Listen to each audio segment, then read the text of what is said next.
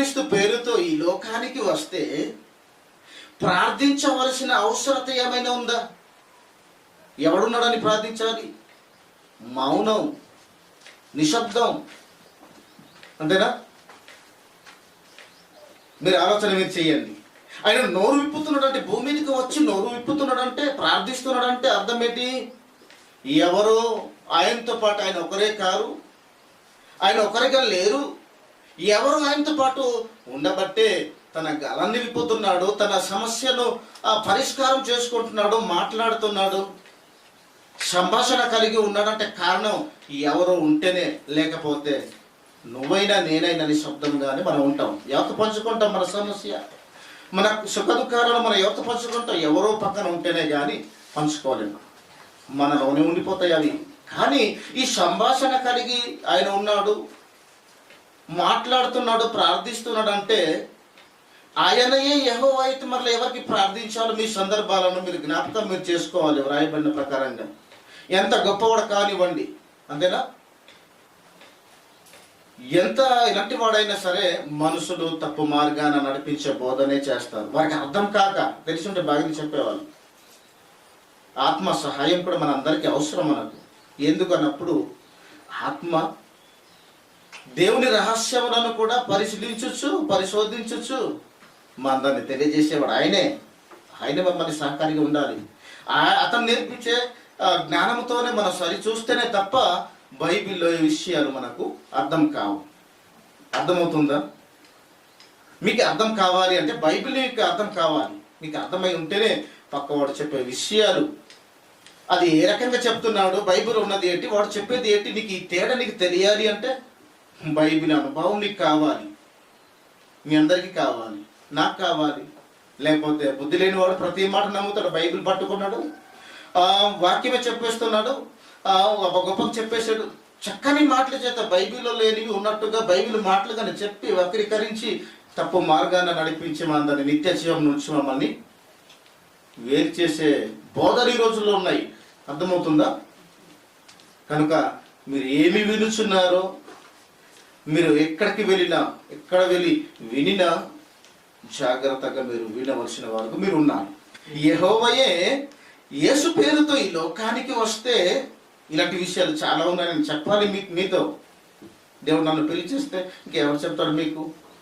ఇవి కరువు అయినాయి మనకు. కనుక ఒకడు యెహోవా ఈయనే పరిశుద్ధాత్ముడు నిన్ను రకాలుగా మమ్మల్ని తిప్పి మప్పి ఒక్కడే ఇతనని మనకు తెరలు మనకు చూపించినట్టు చూపిస్తున్నారు ఈ రోజుల్లో. ఏది నమ్మాలి?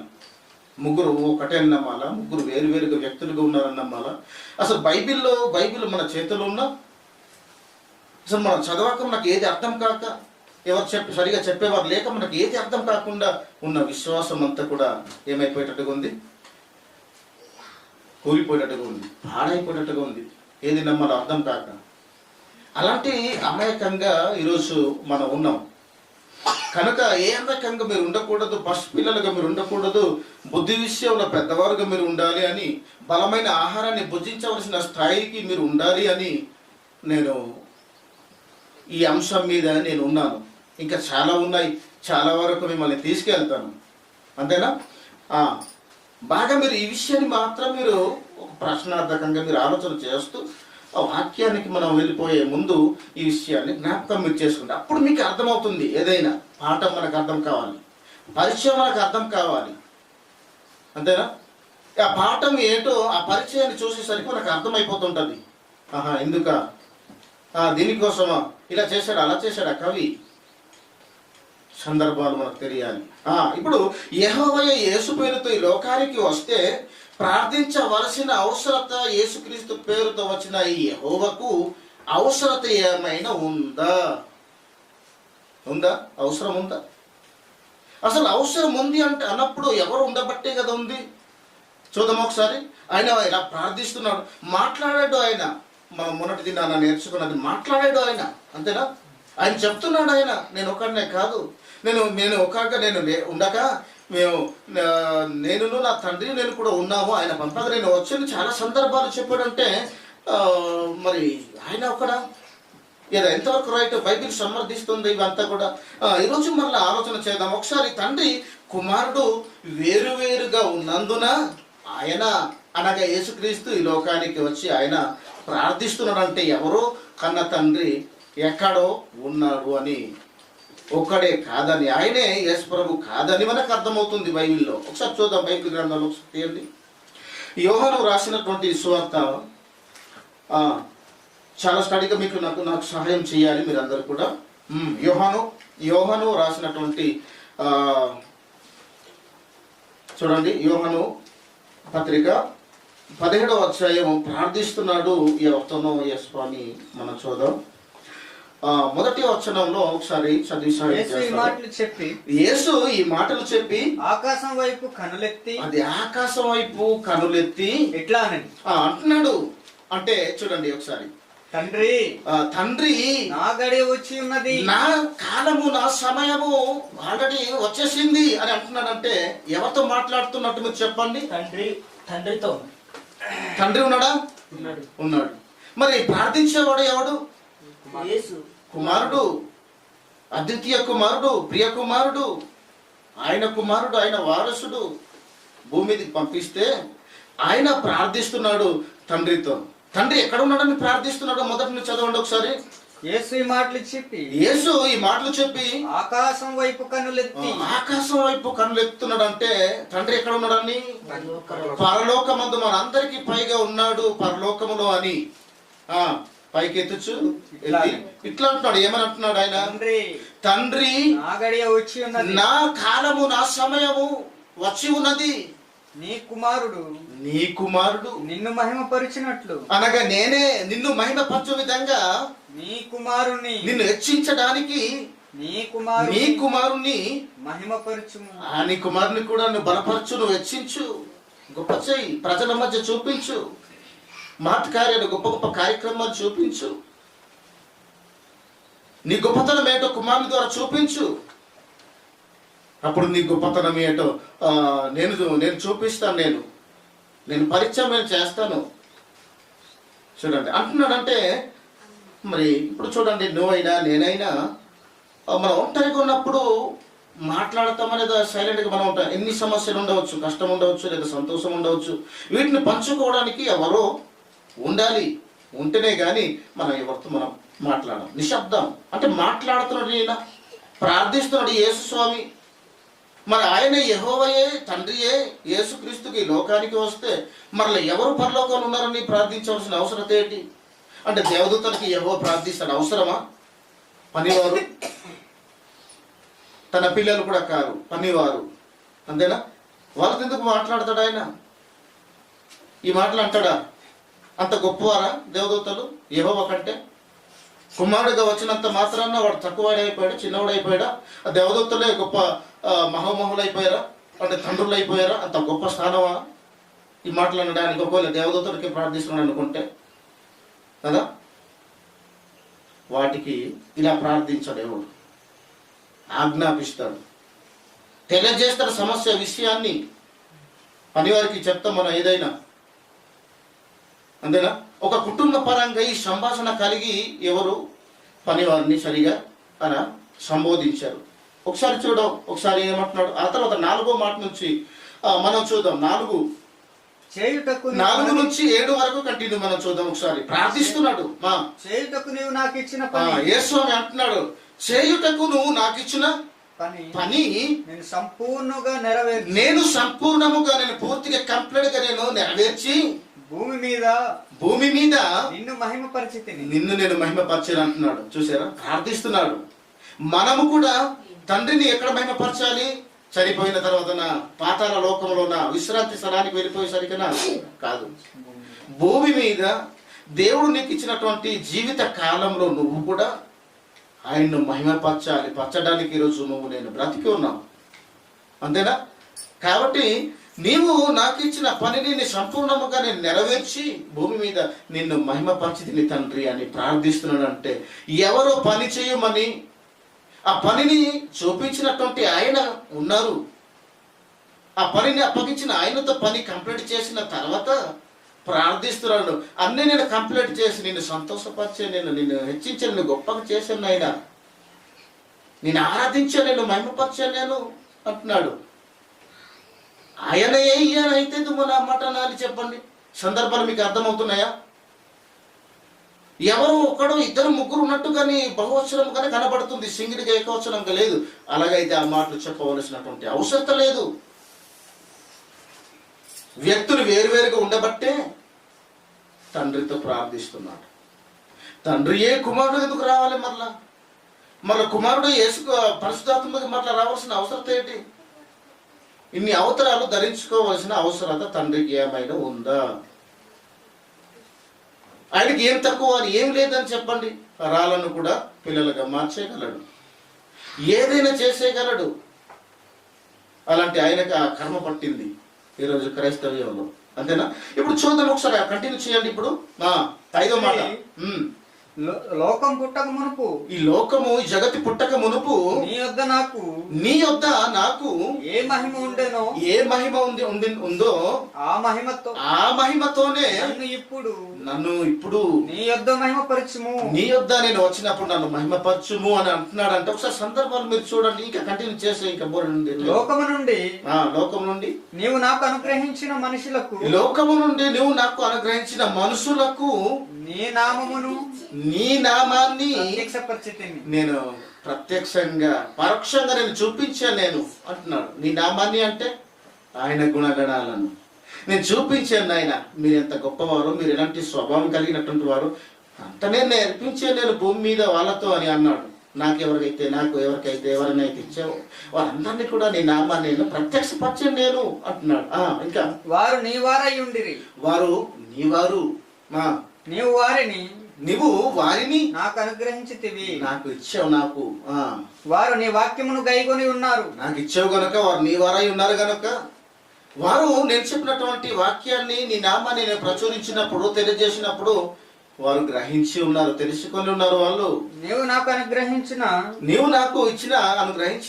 మాటలు నేను వారికి ఇచ్చి ఉన్నాను. నాకు ఇచ్చావు కదా వాళ్ళని, వారిని నేను ఆ మాటలు నేను చెప్పిన వాళ్ళని చెప్తే వారు గ్రహించారు, ఓకే చేసుకున్నారు. వారు నేను నీ యొద్ద నుండి బయలుదేరి వచ్చి తినని, నీ యొద్ద నుండి నేను బయలుదేరి వచ్చానని నిజముగా వీరు తెలుసుకొని నీవు నన్ను పంపితివని, నీవే తండ్రి నువ్వే కుమారుడైనటువంటి నన్ను పంపించేవని వారు నమ్ముకున్నారు. నాయన అంటే దేవుడు అనుగ్రహింపబడిన వారు మాత్రమే విషయాలు గ్రహించగలరు, అందరు గ్రహించుకోలేరు.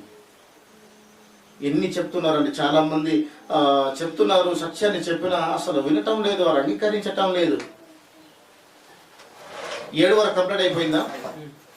ఇక 13 తర్వాత 18 కూడా చూద్దాం. 13, 18 కూడా చూద్దాం. ఇప్పుడు నేను నీ యొద్ద వచ్చుచున్నాను. ఇప్పుడు అంటున్నాడు చూడండి, ఈ మాటలు ఎందుకు అనాలి? ఇప్పుడు ఆయన ఆల్రెడీ ఎక్కడి నుంచి ప్రార్థిస్తున్నాడు? భూమి మీద ఆయన ఉన్నప్పుడు ప్రార్థిస్తున్నాడు, తండ్రితో ప్రార్థిస్తున్నాడు. మరి ఈ మాటలు ఎందుకు అనాలి? ఇప్పుడు నేను నీ యొద్దకు వచ్చుచున్నాను. ఎవరు ఉండబట్టే కదా, లేకపోతే ఎందుకు మనం అనాలి ఆ మాట? ఆయనే వచ్చింది, ఆయన ఇష్టం కదా.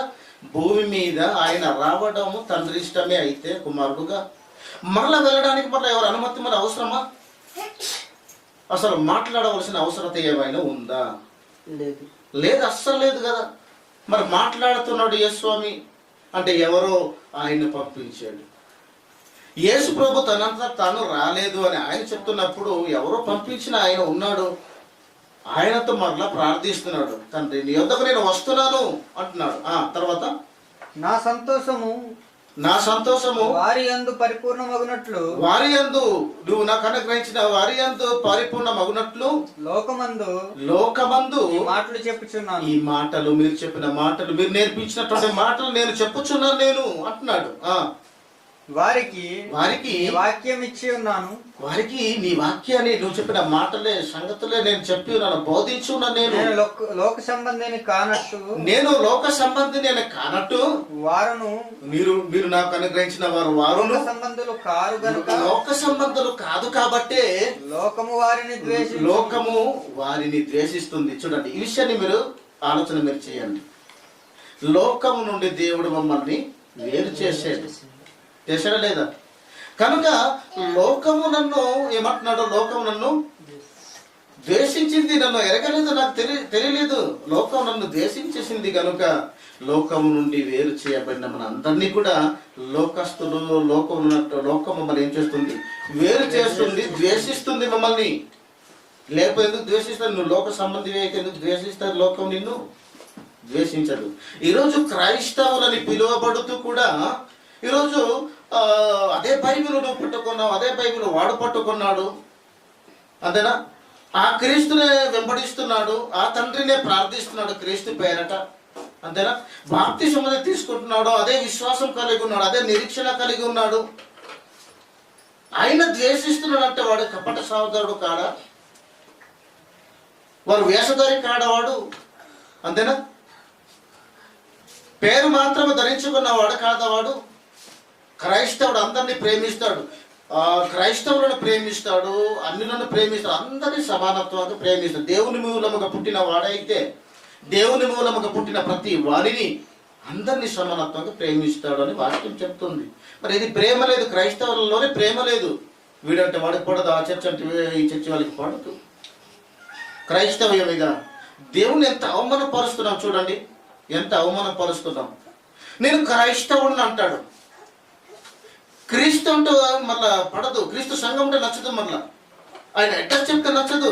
నేను క్రైస్తవుడిని అంటాడు. మనం క్రీస్తు వారం అనే వాక్యం చెప్తుంది. క్రీస్తు తాలూకా, క్రీస్తు ద్వారా మన ప్రత్యేకింపబడిన పరిశుద్ధ జనాంగంని ఏమన్నాడు? క్రీస్తు వారము, క్రీస్తు తాలూకా. ఆయన అలా అనడానికి కూడా నోరు ఆడటం లేదు, ఎందుకో మనసు అంగీకారం లేదు. అలా ఉంది పరిస్థితుల్లో చూడండి. ఆ తర్వాత ఇంకా నెక్స్ట్ ఏమంటున్నాడు? 24, 25 కూడా చూద్దాం ఒకసారి. అదే అధ్యాయంలో తండ్రి నేను ఎక్కడ ఉందునో అది అంటున్నాడు చూడండి. తండ్రి నేను ఎక్కడ ఉందునో అక్కడ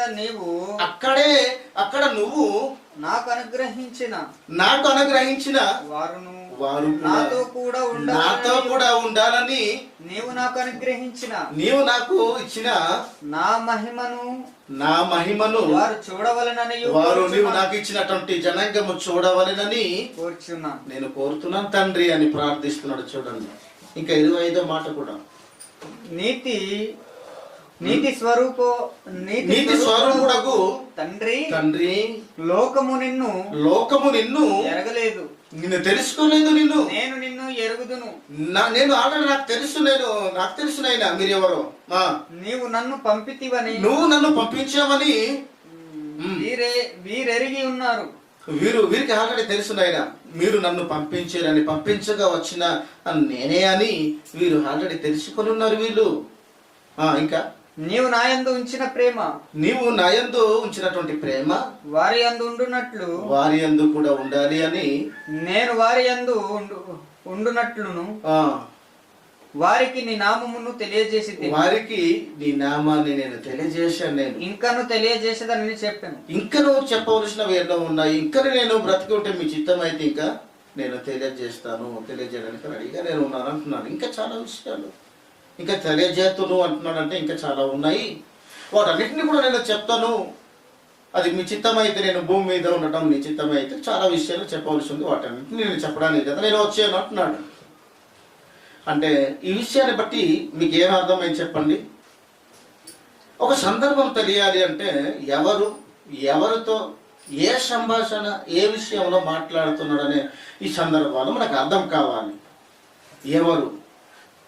ప్రార్థించేవారు ఎవరితో ప్రార్థిస్తున్నారు, ఎవరు ఉన్నారని ప్రార్థిస్తున్నారు, ఈ సందర్భాలు నాకు తెలియక ఈయనే ఆయన ఇలా చేసి పక్కన పెట్టేశారు.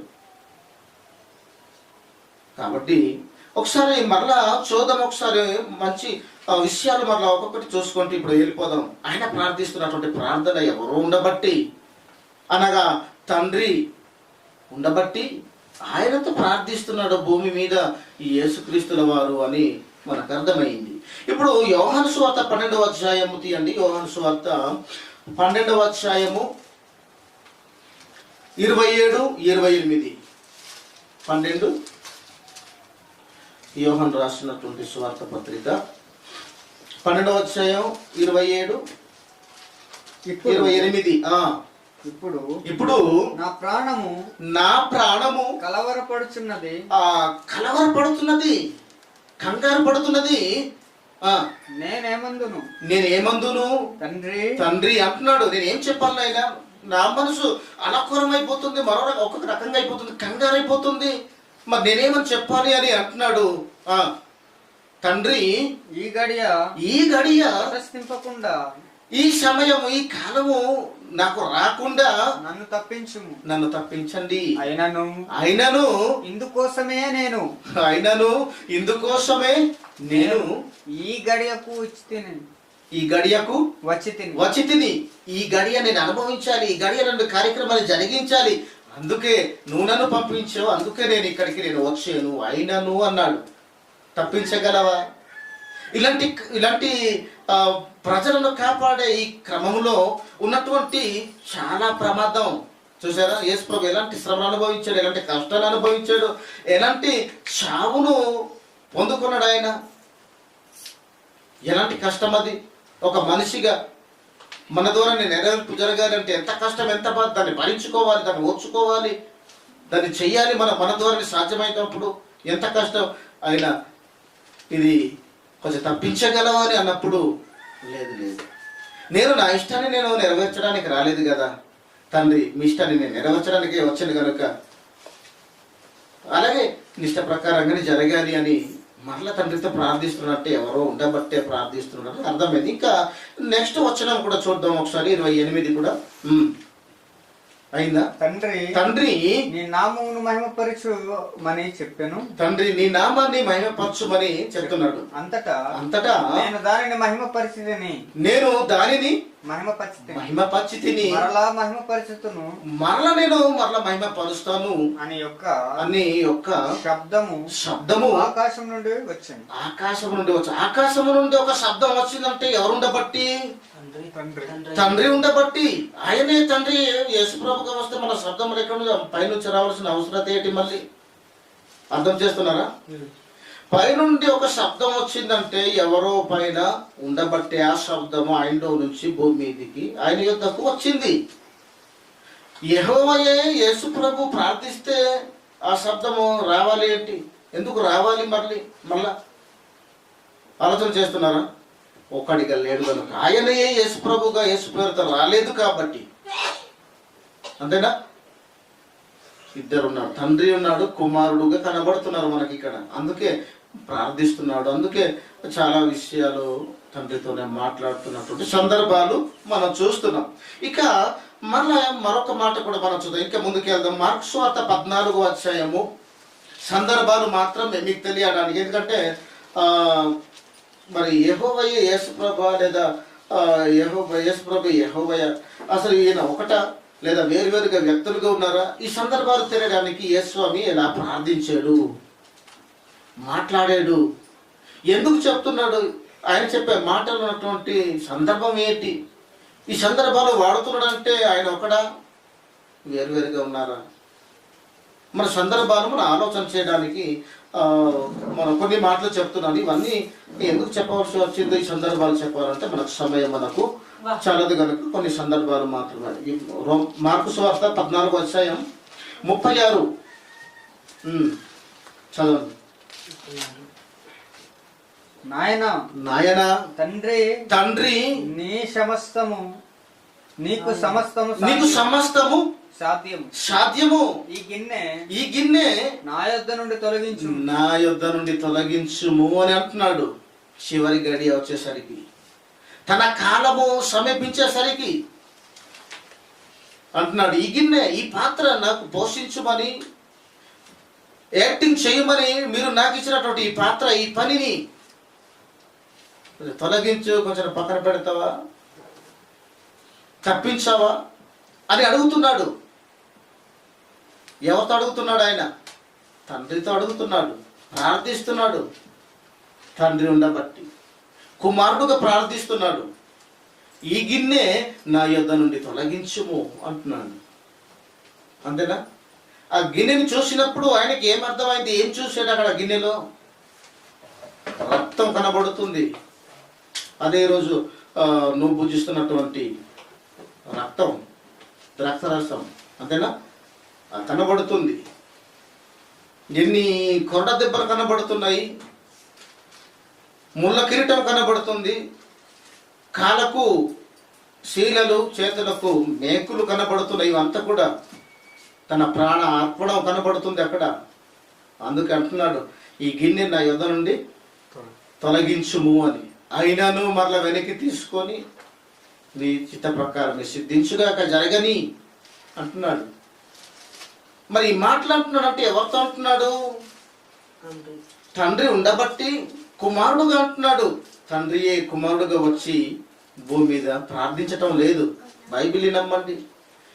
యేసుప్రభు ప్రార్థన ఎందుకు ప్రార్థించిన సందర్భాలు తెలుసుకొని మీరు తెలుసుకోండి, వ్యక్తులను తెలుసుకోండి కదా. ఇక ముందుకెళ్ళిపోదాం. మరలా మంచి ఒక విషయాన్ని మరలా ముందుకెళ్దాం.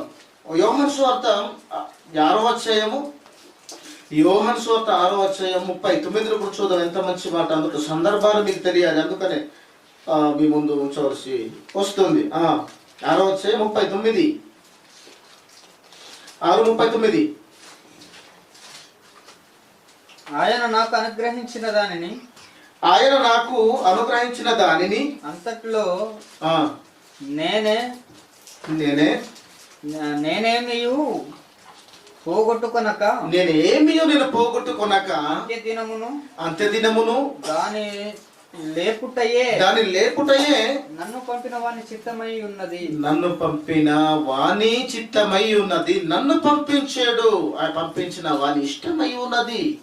అంత్యదినమందు వానిని లేపటమే నన్ను పంపించిన ఆయన ఇష్టమై ఉన్నది అని అంటున్నాడంటే, ఆ కార్యక్రమాన్ని జరిగించడం కూడా యేసుక్రీస్తు ఇష్టం కాదు, కానీ యేసుక్రీస్తును పంపించిన ఆయన ఇష్టమే, ఇష్ట ప్రకారంగా చేస్తున్నాడు. నా ఇష్టం కాదు, నన్ను పంపించిన వాని ఇష్టమే అంటున్నాడు. అంటే ఎవరో ఇష్టపడుతున్నవాడు, ఎవరో పనిని అప్పగించిన ఆయన ఉండబట్టే ఆ మాటలు అంటున్నాడు అని మనకు ఖచ్చితంగా మనకు అర్థమవుతున్నాయి. ఇందులో మనకు సందేహం మనకు లేవు.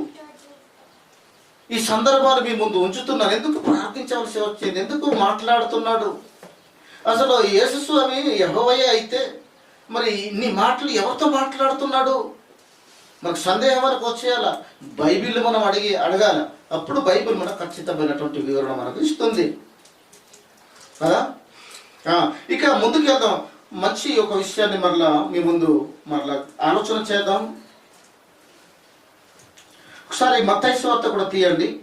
మత్తయి సువార్త, లూకా సువార్త తీయండి ఒకసారి. లూకా సువార్త 23, లూకా సువార్త 23వ అధ్యాయము 34, 36వ మాట కూడా, 36వ వచనంలో ఉన్నటువంటి మాటలు కూడా చూద్దాం. 34 చదవండి మొదలు. యేసు తండ్రి వేరేం చేస్తున్నారు? శిలువ మీద మన అందరి కోసము ఆయన విరాలాడి ఉన్నది ఆ సమయాన్న అంటున్నాడు, తండ్రి వీరేమి చేయుచున్నారో వీరు ఎరగరు గనుక వీరిని క్షమించమని చెప్తున్నాడు. అంటే క్షమించే ఆయన ఎవరు ఉన్నారు? అంతేనా? వీరు చేస్తున్నది వీరు ఏటో తెలియకుండానే వీరు చేస్తున్నారు కనుక వీరు చేసినటువంటి నేరానికి పాపాన్ని మోపక వీరిని క్షమించి విడిచిపెట్టేయని ప్రార్థిస్తున్నాడు, మాట్లాడుతున్నాడు. అంటే ఎవరితో? తండ్రితోనే. ఆయన ఉండబట్టే ఆయన్ను ప్రార్థిస్తున్నాడు. యేసు తండ్రి అంటున్నాడు. ఎవరితో ప్రార్థిస్తున్నాడో చెప్తున్నాడు, నా తండ్రి వీరు ఏమి చేస్తున్నారు, వీరికి తెలియకుండా వీరు చేస్తున్నారు కనుక వీరిని క్షమించుమని అడుగుతున్నాడంటే యెహోవాయే యేసుక్రీస్తుగా ఈ లోకానికి వచ్చి శిలువ మ్రాను మీద ఎక్కలేదు.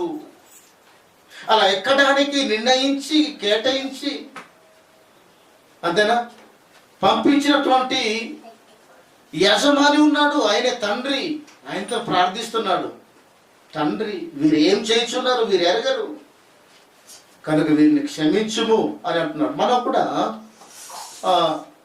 ఎవరో తప్పు చేశాడు, మన బాబు లేదంటే మా ఫ్రెండ్ అయినా ఎవరైనా తప్పు చేసినప్పుడు ఆయన తరపున మనం ఏం చెప్తుంటాము, సారీ అడుగుతుంటాం, మనం క్షమాపణ మనం అడుగుతుంటాం. సార్ ఏదో తెలియకుండానే చిన్నవాడు కదా, చిన్న పిల్లోడు కదా, వాడేదో నోరు అనేసాడు, ఏదో జారిపోయాడు, లేదా ఏదో తప్పు చేసాడు, తెలిసి చేసాడో తెలియజేసి మొత్తం చేసాడు సార్, ఆయన తరపున నేను క్షమాపణ నేను వేడుకుంటున్నాను, క్షమించగలరా అని అడుగుతుంటాం. అంటే ఎవరు ఉండబట్టి మనం అడుగుతాం ఆ మాట. లేకపోతే ఎందుకు అడుగుతాం? ఎవరిని అడుగుతాం మనం? మన ఎదుట మన పక్షాన మన కంటికి కనబడి చోట మనం పలుకుతామా? ఎవడు ఉంటేనే ఆయన్ను మనం క్షమాపణ మనం వేడుకుంటాం. మరి అలాగే మరి యూద జాతిని రక్షించడానికి వచ్చిన యేసుక్రీస్తును మరి నీ చిత్ర హింసలు హింసించి చంపుతున్న వారిని గురించి స్వామి అంటున్నాడు. ఏమని? తండ్రి వీరు ఏమి చేయుచున్నారు, వీరు ఎరగరు, వీరిని క్షమించు తండ్రి, క్షమించునైనా అని అడుగుతున్నాడు. అంటే తండ్రి ఉండబట్టే కదా, తండ్రి అయినా కాదు కనుకనే కదా. అర్థం చేసుకుంటున్నారా? ఖచ్చితమైన ఆలోచన. మీరు ఎట్టి పరిస్థితుల్లో మీరు మిస్ అవ్వకుండా ఇది మీరు మీ హృదయాల్లో నాటబడిపోవాలి. మీకు తెలియాలి, ఒక్కడిగా లేడు, వేరువేరుగా ఉన్నారు, వేరువేరుగా ఉన్నారని మీరు నమ్మితేనే మీకు రక్షణ, మీకు నిత్యజీవం, లేకపోతే లేదు. కనుకనే మీరు మోసపోకూడదని మరలా ఇన్ని సందర్భాలు నేను చెప్పలేను నేను. ఎందుకంటే కొన్ని సందర్భాలు, కొన్ని పరిస్థితులను బట్టి, మనకున్నటువంటి సందేహాలను బట్టి చాలా చెప్పవలసి ఉంటుంది, మీ మధ్య ఉంచవలసి ఉంటుంది. బాగా మీరు స్టడీ చేయాలి, మీరు వినాలి, వాక్యాన్ని నేర్చుకోవాలి. వాక్యాన్ని అడిగితే మనకు చక్కటి సమాధానం చెప్తుంది. ఇంకా 46 కూడా చూద్దాం ఒకసారి. 46లో మీరెందుకు నిద్రించుచున్నారు? శిష్యులతో అంటున్నాడు, మీరెందుకు నిద్రిస్తున్నారు మీరు? అదేనా 46వ మాట వచనం, అదే 23లోనే 46వ వచనంలో అప్పుడు యేసు అంటున్నాడు గొప్ప శబ్దంతో, చాలా గొప్ప శబ్దంతో కేక వేసి ఏమంటున్నాడు? తండ్రి నీ చేతికి నా ఆత్మ నేను అప్పగించుకొనుచున్నాను అంటున్నానంటే చూడండి, ఆయనే తండ్రి అయితే మరి ఎవరికి, ఏ తండ్రికి మనం అప్పగించాలి చెప్పండి? అర్థమవుతుందా మీకు అమ్మా? అర్థమవుతుందా? తండ్రి యేసుక్రీస్తుగా వస్తే మళ్ళీ ఏ తండ్రికి మళ్ళీ ఇప్పుడు ఆత్మను అప్పగించాలి? ప్రార్థన చేయవలసిన అవసరం ఏంటి? ఎవరు లేకపోతే, మనుషులు లేకపోతే, తల్లినో తండ్రినో అన్నదమ్ములో లేకపోతే ఎవరో ఫ్రెండ్షిప్ లేకపోతే, నువ్వు ఒంటరిగా నువ్వు ఉన్నప్పుడు మౌనం, నిశ్శబ్దం, ఎవరితో మాట్లాడతావు, ఎవరితో పంచుకుంటావు? పంచుకుంటున్నాడు, తన ఆత్మను అప్పగించుకుంటున్నాడు. ఎవరు ఉన్నారు, ఎవరి చేతికి అప్పగిస్తున్నాడు అంటే ఎవరు ఉండబట్టే కదా. అర్థమవుతుందా మీకు? మరి ఎందుకు ప్రార్థించాలి? యెహోవాయే యేసుక్రీస్తు అయితే ఎందుకు ప్రార్థించాలి? ఎవరు చెప్పిన మీరు నమ్మకండి, బైబిల్ని నమ్మండి, యేసు ప్రభు మాటలను నమ్మండి. యేసు ప్రభు ఎందుకు చెప్పాడో ఆ సందర్భాలు మీరు తెలుసుకోండి.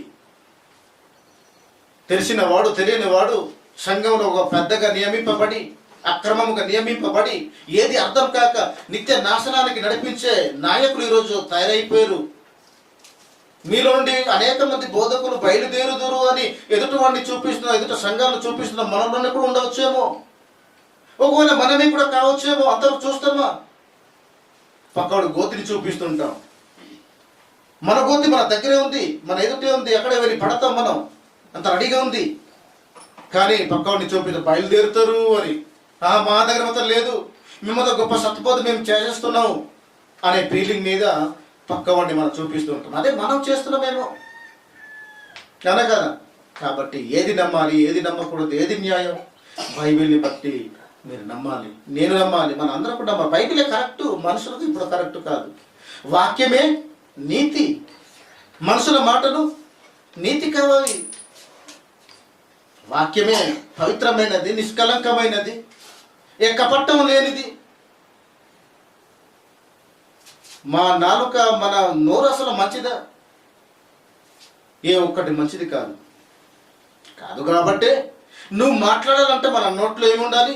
వాక్యం దేవుడు పెట్టాలి, ఉంచాలి. అప్పుడు నువ్వు వాక్యాన్ని నువ్వు మాట్లాడతావు. నువ్వు నా నోట ఉంచుము, నీ వాక్యము నా నోట ఉంచుమంటున్నారు భక్తులు. నీ హృదయంలో ఉండాలి ఆయన మాటలు, నా నోట ఉండాలి, నా పెదవులలో ఉండాలి, నా తలంపులలోనికి ఉండాలి. నీ పిల్లలను నేర్పించాలన్నా, అనేక మందికి ప్రసంగం చేసి ప్రభు బాటలు నువ్వు నడిపించాలన్నా ఆయన ఆజ్ఞలు ఎక్కడ ఉండాలి? నీ హృదయంలో భద్రపరచుకో మొదట, అంతేనా? కాబట్టి ఇక ముందుకెళ్ళిపోదాం పిల్లలు, ముందుకెళ్ళిపోదాం. చాలా విషయాలు మనకు ఉన్నాయి కనుక మత్తయి సువార్త 11వ అధ్యాయము ఒకసారి చూద్దాం. మత్తయి సువార్త 11వ అధ్యాయం 25 నుంచి 27 వరకు కూడా ఈ ఒక మాట, నేను చాలా విషయాలు చెప్పవలసి ఉంది కనుక సమయం మనకు అయింది, ఎక్కువ చెప్పేసాను సమయం కనుక ఈ సమయంలో మత్తయి సువార్త 25వ అధ్యాయం 29వ మాటను మనం చూసినప్పుడు అక్కడ చాలా విషయాలు ఉన్నాయి. అక్కడ ఏమంటాడంటే ఒక మాట అంటాడు, ఒకసారి తీశారా బైబిల్లో? నేను సాత్వికుడను. ఎక్కడ చూశారు? మత్తయి సువార్త 11వ అధ్యాయము 25 నుంచి 27 వరకు మనం చూద్దాం ఒకసారి. ఆ సమయాన యేసు చెప్పింది ఏమిటంటే, తండ్రి ఆకాశమును భూమికిని ప్రభువా నీవు జ్ఞానులకును వివేకులకును ఈ సంగతులను మరుగు చేసి పసిబాలురకును బయలుపరిచినవని నిన్ను స్తుతిస్తున్నాను అని అంటున్నాడు. ఇంకా నెక్స్ట్ ఇంక చదవండి. అతను అవును తండ్రి ఇలాగును చేయటం నీ దృష్టికి అనుకూలమాయను, చాలా అనుకూలమైంది అని అంటున్నాడు. నీ దృష్టికి ఇలా నేను చేయటం నీ దృష్టికి చాలా అనుకూలమైంది అని అంటున్నాడు. అంటే చూడండి, తానే యెహోవా కాదు గనుక, యెహోవా పేరుతో వచ్చిన క్రీస్తు గనుక, కుమారుడైనటువంటి క్రీస్తు గనుక, ఎవరు ఏ పేరుతో వచ్చారో కూడా చివరి సమయంలో నేను చెప్తాను. అది ఎట్టి పరిస్థితుల్లో మిమ్మల్ని విడిచిపెట్టాను, అవి కూడా పరిచయం నేను విడిచిపెడతాను మిమ్మల్ని. యెహోవాయే ఇది లోకానికి వచ్చాడు అని ఆ పేరుంది కనుక, ఆ పేరు అడ్రస్ లేకుండా చేస్తూ రాలేదు. అడ్రస్ లేకుండా వస్తే ఆయన ఎవరో తెలియదు. ఆయన తండ్రి అడ్రస్తో వచ్చిన లోకం తెలుసుకోలేదు యేస్వామిని. నమ్ముతారా? యోహాను సువార్త 14లో కూడా చూద్దాం. అక్కడ మంచి మాటలు మనం చూద్దాం. మంచి మాటలు ఆ యోహాను సువార్తలో నీటిగా మనం చూద్దాం ఒకసారి. అందులో కూడా చాలా చక్కటి సంగతులు ఉన్నాయి. 11వ అధ్యాయము యోహాను సువార్త 41, 42 41, 42లో అక్కడ ఏమంటున్నాడు? అంతటా వారు 11, 41, 42 అంతటా వారు ఆ రాయి తీసివేసి లాజరు గూర్చి మరణించి 4 రోజులు అవుతున్నాడు లాజరు గారు. ఆ సందర్భములలో ఆయన యొద్దకు వెళ్ళి చెప్పినప్పుడు ఆయన వచ్చి చెప్తున్నటువంటి సందర్భాలు మనం చూస్తున్నామా? యేసు కన్నులెత్తి తండ్రి నీవు నా మనవి వినినందుకు నీకు కృతజ్ఞతలు నేను చెల్లిస్తున్నాను అంటున్నాడు. నా మనవి నువ్వు వినినందుకు నేను కృతజ్ఞతలు నేను చెల్లిస్తున్నానని ఎటువైపు తన ముఖాన్ని చూపిస్తున్నాడు, తన కళ్ళను ఎత్తి చూపుతున్నాడు, పైకి ఎత్తి చూపుతూ తండ్రి నా మనవి వినినందుకు నీకు కృతజ్ఞతలు చెల్లిస్తున్నట్టే ఎవడో వినేవాడు ఉన్నాడు. అవునా? ఎవడో పైన వినేవాడు ఉండబట్టి ఆయన వైపు తన కన్నులెత్తి చూపుతూ ఆయనతో మాట్లాడుతున్నాడు. నా మనవి నువ్వు విన్నావు, నేను నీతో మాట్లాడాను, నా మాటలు నువ్వు అంగీకరించావు, విన్నావు, అందుకు నీకు థ్యాంక్స్ అంటున్నాడు, కృతజ్ఞతలు అంటున్నాడు. కృతజ్ఞతలు నేను చెల్లిస్తున్నాను అని విన్నందుకు సంతోషిస్తున్నాడు యేసు అని. ఆ తర్వాత 42 నీవు ఎల్లప్పుడూ నా మనవి వింటున్నాను. ఎప్పుడు నేను ప్రార్థిస్తున్నాను, ఎల్లప్పుడు నేను ప్రార్థిస్తున్నాను, ఎల్లప్పుడు నా మనవి నువ్వు వింటున్నావు నేను ఎరుగుదును అని నాకు తెలుసు. నీవు నన్ను పంపించితివి, అలాగే నువ్వు నన్ను పంపించేవని ఈ చుట్టుపక్కల ఉన్నటువంటి వారు ఈ జన సమూహం నమ్మునట్లు నన్ను నమ్మాలి అని వారి నిమిత్తమై వారి గురించే ఈ మాటలు చెప్పి ఈ మాటలు నేను నీతో మాట్లాడుతున్నాను. ఆయన నేను ప్రార్థిస్తున్నాను, ఆ మాటలు నువ్వు విన్నావు, అందుకు నేను కృతజ్ఞతలు అంటున్నాడు. అంటే ఎవరో వినేవాడు, ఎవరో పైన ఉండబట్టి ఆయన వైపు తన కన్నులను ఎత్తి ప్రార్థిస్తున్నాడు, మాట్లాడుతున్నాడు, కృతజ్ఞతలు చెల్లిస్తున్నాడు. అంటే యెహోవా డైరెక్ట్గా యేసు పేరుతో వచ్చి ఉండలేదు అన్నది బల్లగుద్ది మనం నమ్ముతున్నాం, మనం చెప్పగలం, మనం చెప్పాలి. ఈ ఆధారాలను బట్టి యెహోవా అయితే ఆ మాటలు ఎందుకు చెప్పాలి? వినేవాడు ఎవడున్నాడని? అంత అధికారం దేవదూతలకు ఏమైనా ఉందా? పోనీ వాళ్ళకి అనుకుంటే లేదు. అర్థమవుతుందా? ఈ బాగా మీరు రాసుకోండి. ఈ సందర్భాలు ఎందుకు చెప్తున్నాడండి? మరి యేసు ఎందుకు ప్రార్థించాడు మరి ఇలాగా? మరి యెహోవాయే యేసు ప్రభుగా వస్తే మీరు అన్నట్టు మరి ఈ ప్రార్థన ఎవరికి చేస్తున్నట్టు మీరు ఒకసారి వివరించగలరా? అసలు వీటి సందర్భం ఏంటి, వీటి ఆంతర్యం ఏంటి, అసలు వీటి భావజాలం ఏంటి ఒకసారి చెప్పగలరా అని అడగాలి ఈ సందర్భాలు అలా చెప్పేవారికి ఎవరికైనా. కాబట్టి మీకు నోట్స్ ఇస్తున్నాను, జాగ్రత్తగా మీరు ధ్యానించండి, ఇంకా నేర్చుకోండి. చాలా సందర్భాలు అక్కడ ఉన్నాయి. నేను వీటన్నిటినీ నీట్గా నేను చెప్పాలంటే నాకు టైం లేదు కనుక కొంచెం మీకు ఆలోచనలో మీకు అందించడానికే ఈ మాటలు కొంచెం ప్రస్తావన చేసి మీ ముందు నేను ఉంచుతున్నాను. ఇంకా కొలసీలకు రాసినటువంటి పత్రికలో కూడా టైం ఎంత అయింది, సమయం అయింది. ఈ చివరి మాటగా మనం చూసుకుందాం దీన్ని. కొలసీలకు రాసిన పత్రిక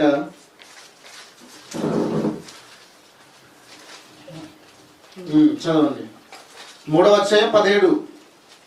కొలసీలకు రాసిన పత్రిక పౌలు గారు కొలసీ సంఘానికి రాసిన పత్రిక 3వ అధ్యాయం 17వ వచనంలో, మరియు మాట చేత గాని, చూసారా, మీరు భూమి మీద మాట్లాడే మాట చేత గాని, క్రియ చేత గాని, మీరు భూమి మీద చేసే కార్యక్రమాల పనులను బట్టి గాని, మీరేమి చేసినా, మీరు ఏది చేసినా ప్రభు అయిన యేసు ద్వారా, ఇదిగో ప్రభు అయినటువంటి కుమారుడైనటువంటి ప్రభు అయినటువంటి యేసుక్రీస్తు ద్వారా, తండ్రి అయిన దేవుని, అదిగో పరలోకమందున్నటువంటి కన్న తండ్రికి మహిమ పంచబడినట్లు, మహిమ కలుగునట్లు కృతజ్ఞతాస్తుతులు మీరు చెల్లించాలి, మనం చెల్లించాలి అంటున్నాడు. మన మాట చేత గాని క్రియల చేత గాని మనం ఏమి చేసినా యేసుక్రీస్తు ద్వారా తండ్రి అయినటువంటి దేవునికి ఏం చేయాలి, ఏం చెల్లించాలి? కృతజ్ఞతాస్తుతులు మనం చెల్లించాలి. కృతజ్ఞత అంటే ఆయన చేసినటువంటి మేలును బట్టి మనం ఆయనకు కృతజ్ఞత చెల్లించాలి. థ్యాంక్స్ మనం చెప్పాలి. అర్థమవుతుందా మీకు? కాబట్టి యేసు స్వామిల వారు అనే మాట్లాడంటే నన్ను పంపిన తండ్రియే నా గురించి సాక్ష్యం ఇస్తున్నా అంటే ఒకడా ఇద్దరా? అర్థమవుతుందా? యోహాను 5:36-37లో కూడా అక్కడ అనే మాట ఏంటంటే యేసు స్వామి ఏమంటాడంటే నన్ను పంపిన తండ్రియే నా గురించి సాక్ష్యం ఇస్తున్నాడు. మరి మీరెందుకు ఇవ్వలేకపోతున్నారు? మీరెందుకు చెప్పలేకపోతున్నారు? నన్ను పంపించిన తండ్రియే నా గురించి సాక్ష్యం ఇస్తున్నాడు, దేవుని కుమారుడని. అవునా? తండ్రి పంపగా వచ్చినటువంటి దైవ కుమారుడని, నా కుమారుడని, నా ప్రియ కుమారుడని, ఈయన ఎంత నేను ఆనందించుచున్నానని, ఆయన చేసినటువంటి అద్భుత క్రియలు కార్యక్రమాలు, ఆయన చెప్పిన మాటలు వినేవారు కానీ వీరందరికీ అర్థమవుతున్నాయి కదా. తండ్రి సాక్ష్యం ఇస్తున్నాడు కదా. మరి మీరు ఎందుకు ఇవ్వలేకపోతున్నారు? మనం ఇవ్వలేకపోతున్నాం. మనం ఆయనయే మనం ఇస్తే ఎలాంటి సాక్ష్యం ఇస్తున్నాం అంటే చెప్పండి. యెహోవాయే యేసుక్రీస్తుగా వస్తే ఆయన్ని చంపేస్తే కాలాన్ని బట్టి ఈ 3 అవతారాలు ధరించుకొని రావాల్సి వచ్చింది. ఇప్పుడు కనబడకుండా వచ్చేసాడు. కనబడకుండా వస్తే మనకు సహాయం చేస్తాడు. ఎప్పుడు మనతోనే ఉంటాడు, లోకంలోనే ఉంటాడు. మరి అలాగైతే మరి ఆయన ఈయనైతే మరి రెండో రాకుండా రాబోతున్నాడు. ఆ పరిశుద్ధాత్ముడు భూమి మీద ఉండగానే రాబోతున్నాడు. వారిని రెడీ చేసేవాడు ఈయన అయితే మరి పరలోకంలో తండ్రి కుడి పర్సన్లో ఉన్నది ఎవరు? తండ్రి ఉన్నాడు, తండ్రి కుడి పర్సన్లో ఉన్నాడు కుమారుడు. మరి వారు ఎవరు? మరి పని చేసేవాడు ఎవడు? అర్థమవుతుందా? సంఘాన్ని నడిపించేవాడు, సంఘాన్ని ప్రోత్సహించేవాడు, క్రీస్తు తన రక్తం ఇచ్చి సంపాదించిన సంఘములను అధ్యక్షులుగా, నాయకులుగా, పెద్దవారుగా నియమించేది ఎవరు? పరిశుద్ధాత్ముడు. ఈరోజు అక్రమముగా మనం నియమింపబడ్డం వల్లనే కదా పరిశుద్ధాత్ముడు పక్కకి జారిపోయి అక్రమం విస్తరించి సంఘాలు ఈరోజు పాడైపోతున్నాయి. అంతేనా? పరిశుద్ధాత్ముడిని నియమించాలి అంటే 1 తిమోతి పత్రిక 3వ అధ్యాయంలో వ్రాయబడిన విషయాలు, తీతు పత్రికల్లో వ్రాయబడినటువంటి విషయాల్లో వీటి అన్నింటిలో ఉత్తీర్ణత మనం పొంది ఉండాలి, అర్హత సాధించి ఉండాలి. అలాంటి అర్హత కలిగిన వారికి నువ్వు పెళ్ళి అయితే నీకు లేదు, పిల్లలు కనేస్తే సరిపోదు. ఇన్ని అర్హతలు సంపాదించిన ఉన్నా పెళ్లి అయినా పిల్లలు కనినా నీకు అర్హత లేదు. నీ పిల్లలను ప్రభు శిక్షణలో పెంచి విశ్వాసమందు వాళ్ళు ఎలా ఉండాలి? విశ్వాసపరులుగా నీ పిల్లలు ఉండాలి. అలా పెంచి ఉండాలి. అలా ఎవడైతే తండ్రి అయితే పెంచి ఉంటాడో ఆ తండ్రికి మాత్రమే పరిశుద్ధ ఇవంతా కూడా పరిశీలిస్తాడు పరిశుద్ధాత్ముడు. అబ్జర్వేషన్ చేస్తాడు. ఆ తర్వాత నమ్మకం అయితేనే పరిశుద్ధాత్ముడికి నమ్మకం అయితే పరిశుద్ధాత్ముడు ప్రేరేపించి వ్రాయబడినటువంటి ఆ విషయాలలో అర్హతలు మనం క్వాలిఫైడ్ అయితే అప్పుడు యాక్సెప్ట్ చేస్తాడు. అప్పుడు నేను నియమిస్తే అప్పుడు నీ బోధనలో పవర్ ఉంటుంది, వాక్శక్తి ఉంటుంది, నీకు ప్రోత్సహిస్తుంటాడు, నేను బలపరుస్తుంటాడు, నీకు సాయం చేస్తుంటాడు. అంతేనా? ఆ తర్వాత ఆయన పరిచే ఐక్యతను కాపాడుకుంట ఎందు శ్రద్ధ వహిస్తావు నువ్వు. ఈరోజు సావాసం అయితే మనకు నచ్చదు, మనకు పడదు, మనకు ఇష్టం లేదు, మనకు భ్రష్టుడు వచ్చేసాడు, పరిశుద్ధాత్ముడు బయటికి వెళ్ళిపోయాడు. అసలు ఐక్యత పరిచేవాడు పరిశుద్ధాత్ముడు. ఐక్యత అంటే మనకు నచ్చదు, కానీ సంఘంలో సహోదరులు ఐక్యత కలిగి ఉండటం ఎంత మేలు, ఎంత మనోహరం అని ప్రసంగం మాత్రం మనం దంచేస్తుంటాం. మనం చేతలో లేని గుణాలు ఇవి, మాటల వరకే. వీటిని వేషధారి అంటుంది. కపట సహోదరుడా, అలాంటి స్వభావం నీలో లేదురా, ఆజ్ఞ అతిక్రమించి పాపం చేసేవాడా నువ్వు అనే వాక్యం మనకు చదివిస్తుంది. అవునా కదా? కాబట్టి అలవద్దు. మనందరం ఐక్యత కలిగి ఉందాం. క్రీస్తు గురించి మనం నేర్చుకుందాం. తండ్రి ఎవరో నేర్చుకుందాం, కుమారుడు ఎవరో నేర్చుకుందాం, పరిశుద్ధాత్ముడు ఎవరో నేర్చుకుందాం, ఎందుకు వచ్చారో నేర్చుకుందాం, ఏం చేశారో నేర్చుకుందాం, తండ్రి మనసు ఏమైందో నేర్చుకుందాం. ఇప్పుడు మనం ఇప్పుడు ఏం చేయాలో మనం నేర్చుకుందాం. నిత్య జీవం మనం అప్పుడు మనం పొందుకోగలం. అప్పుడు పరలోకపు తాళొచ్చేది మనం పొందుకోగలం. పేతురు గారికి అందుకే తెలిసిన వాడికి ఇచ్చాడు పరలోకపు తాళపు చేరు నేను నీకు ఇస్తున్నాను. పేతురు నేను ఎవరు నువ్వు తెలుసుకున్నావు. ఈ సందర్భాలంతా కూడా నేర్చుకుందాం. కాబట్టి ఈ మాటలు విన మీ అందరికీ దేవుడు దీవించి నిజ నిజాలు తెలుసుకొని బైబిల్ని మీరు నమ్ముతూ ఎవరి మాటలు మీరు నమ్మకుండా నిత్య జీవం కొరకు మీరు పోరాటం మీరు చేసి సత్యాన్ని మీరు స్వీకరించవలసినటువంటి సత్యానికి వారసులుగా మీరు కావాలని కోరుకుంటూ ఈ మాటలు నేను ముగిస్తూ ఉన్నాను.